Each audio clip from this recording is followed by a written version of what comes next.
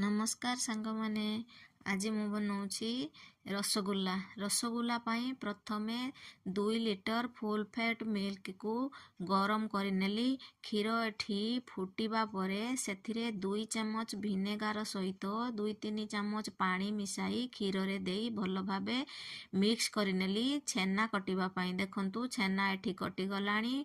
छेना को ठंडा पानी रे भल भाबरे धोई नेली। 15-20 मिनिट छणी रे पानी गड़िबा पाई रखिदेली। छेनारू पानी गड़ी गलानी। हाथर पापुली माध्यम रे एई भली भाबरे मिक्स करिनेली। एहा पूरा प्लेन हवा दरकार। तापरे याकू गोल गोल शेप रे रसगुल्ला प्रस्तुत करी रखिली। तापरे गुटिए पैन रे अल्प चीनी नेई कैरामलाइज करिबा पाई रखिनेली। एथिरे पानी टोटाल मिसिबो नाही।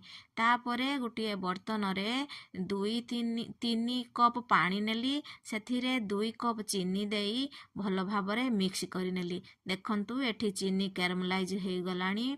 तार कलर देखंतु ब्राउन होई आसिलानी। बेसी कैरामलाइज करिबेनी, या पिता हो जिवो। एही समय रे अल्प पानी देई भल भाबरे मिक्स करिनेली। तापरे जो बर्तन रे सिरा पाई चीनी आउ पानी रखिथिली एही कैरामलाइज की सेथिरे देई देली। तापरे एथिरे बास्ना पाई 2-3टा एलाइच को छेची एथिरे देई देली। तापरे सिरा भल भाबरे फुटिबा बेले एथिरे बड़ी रखिथिबा रसगुल्ला को देई देली। रसगुल्ला को पकाई प्रथमे 5 मिनिट घोड़ाई फुल फ्लेम रे फुटाइबा। तापरे कभर खुली 10-15 मिनिट पाई मध्यम फ्लेम रे याकू रखिबा। देखंतु रेडी हो गला मोर रसगुल्ला। रसगुल्ला केमिति हेची सांग माने कमेंट माध्यम रे निहाती कहिबे।